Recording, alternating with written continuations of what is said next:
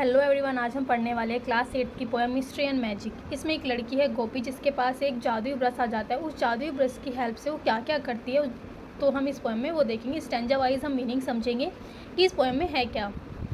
तो first line है, go and gather wild beans Gopi, go and fetch some rice, go and pluck the mangoes and bring home something nice. कि जाओ गोपी, कुछ wild beans लेके आओ, कुछ चावल लाओ, आम तोड़ो और कुछ तो अच्छा घर पे लेके आओ। लेकिन उसके पास, गोपी के पास कुछ होता ही नहीं है, ना तो बीन है, ना चावल है, ना आम है। वो बनियन ट्री यानी बरगद के पेड़ के नीचे जाके बैठ जाती है। उसके हाथ में एक ट्विंग यानी टहनी होती है। उससे वो ज़मीन पर यानी जो वहाँ पर जहाँ बैठी हुई होती है वहाँ पर सैंड पर, नीचे रेत पर वो कुछ ड्राइंग बना देती है। तभी हवा आती है और उसकी ड्राइंग को बहा कर ले जाती है। बट ऑनेस्ट बैठे हुए होते हैं, उनके हाथ में एक ब्रश होता है। वो गोपी को अपने पास बुलाते हैं कि इधर आओ, मेरे पास आओ बच्ची। विस्पर करते हैं, फुसफुसा के बोलते इधर आओ। He must not tell the villagers कि तुम इस जादुई ब्रश के बारे में किसी को नहीं बताओगी। इस ब्रश में इतना जादू है कि जो भी तुम इस ब्रश से ड्राइंग बनाओगी वो तुम्हारे हाथ में आ जाएगा। इसकी एक ही शर्त होगी कि जो भी तुम इस ब्रश से बनाओगी उससे तुम किसी भी धनवान की हेल्प नहीं कर सकती। ये सिर्फ पुअर लोगों की हेल्प करने के लिए ही होगा। Did you gather wild beans Gopi, did you fetch some rice, did you pluck the mangoes and bring home something nice. तो फिर से उसे पूछा जा रहा है, क्या तुम वाइल्ड बीन्स लाई गोपी, क्या तुमने राइस लाई गोपी, क्या तुमने आम तोड़े, क्या तुम घर पर कुछ अच्छा लाई। ना बीन है, ना चावल है, ना आम है। गोपी जो है वो क्या करती है, गोपी ग्रेन्स एंड रन्स इनसाइड। गोपी क्या करती है कि गोपी झुककर घर के अंदर चली जाती है और अंदर जाते जाते वो खिचड़ी का एक कटोरा बनाती है। सी painted a bowl of khichdi and waits until the paint has dry. यानी कि खिचड़ी का कटोरा बना देती, बनाने के बाद में अपने रंग सूखने का वेट करते कि रंग सूखेगा, उसके बाद उसमें से खिचड़ी जो उसने ड्राइंग बनाई है वो खिचड़ी कटोरा हाथ में आ जाएगा।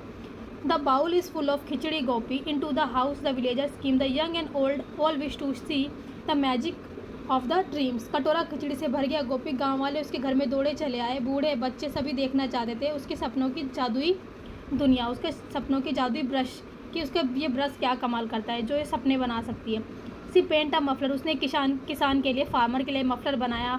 ठीक है, उसने किसी एक के लिए, दूसरे इंसान के लिए प्लोह बनाया, हल बनाया। दादी अम्मा के लिए उसने सोल बनाया। एक लड़की के लिए उसने पंखा बनाया। And soon the news the spread far and wide, and जल्द ही ये खबर जो है सब जगह पर फैल गई, चारों तरफ फैल गई। Through the forest field plain until the zamindar himself hear the these magic rain.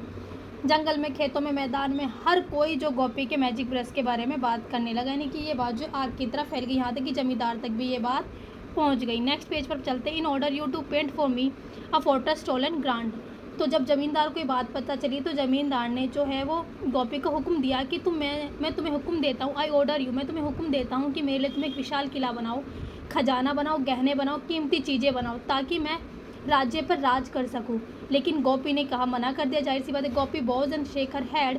गोपी ने सर झुकाकर, सर हिलाते हुए उन्हें कहा, my Lord I can't comply, I swear to use this magic brush to help the needy bye and bye. कि मैं इससे सिर्फ गरीबों की ही मदद कर सकती हूँ। जमींदार उस पर चिल्लाया। Zamindar roar and stamp his foot his bow he bellow to his man, seize the brush and seize the girl, throw her in the pen. Seize का मतलब होता है पकड़ लो इसको, जेल में डाल दो। तो जमींदार उसमें गुस्से पर चिल्लाकर उसने कहा अपने आदमियों से, सिपाहियों से, कि इस लड़की का ब्रश भी पकड़ लो और इस लड़की को भी पकड़ लो, ले जाकर जेल खाने में बंद कर दो। अब गोपी को जेल में डाल दिया गया। अब गोपी क्या करती है, now Gopi wait inside the cell. जो गोपी जो है वो सेल के अंदर, मतलब जेल खाने के अंदर वेट कर रही है अपना cold mud flow until the zamindar return and shout through the door. जब तक कि जमींदार दोबारा वापस नहीं आया, चिल्लाया नहीं दरवाजे के पास कि तुम मेरी विश पूरी कर रही हो कि नहीं कर रही हो। He hold the brush and the thunder cloud my paint my fortress tall. जमींदार के हाथ में ब्रश था और वो जोर से कहते हैं कि मेरे लिए एक महल बनाओ, सोना बनाओ, ये बनाओ, वो बनाओ, मतलब जेल से बाहर तुम भी, तभी तुम जेल से बाहर होगे, अदरवाइज मैं जेल से बाहर नहीं निकालूंगा। तो उस रात गोपी जो है वो काफ़ी चतुराई से काम लेती है। फिर दैट नाइट द गोपी सोचती है कि lies in the bed dreaming of the his gold while Gopi paint a winding bruise. तो वो क्या करती है कि अब गोपी को पेंट करना है एक winding road. A horse so strong. वो क्या बनाती है, चालाकी से उसे ब्रश ले लेती कि हाँ ठीक है मैं बना दूंगी आपके लिए, आप किला वगैरह, तो मुझे ब्रश दे दो। ब्रश लेने के बाद वो उससे क्या करती है, एक साफ़ रोड बनाती है, घुमावदार सा विंडिंग रोड सा बनाती है जो खाली होगा, उस पर कुछ नहीं होगा। बस उस रोड पर एक ताकतवर घोड़ा बनाती है और वो जो रास्ता है वो जेल के गेट से निकल रहा होता है। तो वो वहाँ से कूदती है क्योंकि उसने खिड़की बना दी जेल में, खिड़की से वो बाहर कूदती है और जो घुमावदार रास्ता बनाया था साफ़ सुथरा, उस पर एक घोड़ा बना लेती है। घोड़े पर बैठ कर निडरता के साथ और ब्रेवरी के साथ वो वहाँ से भाग जाती है। The road leads to the prison gates and the horse is swiftly urged. वो मतलब अपना घोड़े को इतना तेजीला और फुर्तीला बनाती है कि वो वहाँ से भागने में कामयाब हो जाती है। Through fields and many villagers it's Gopi she is back again.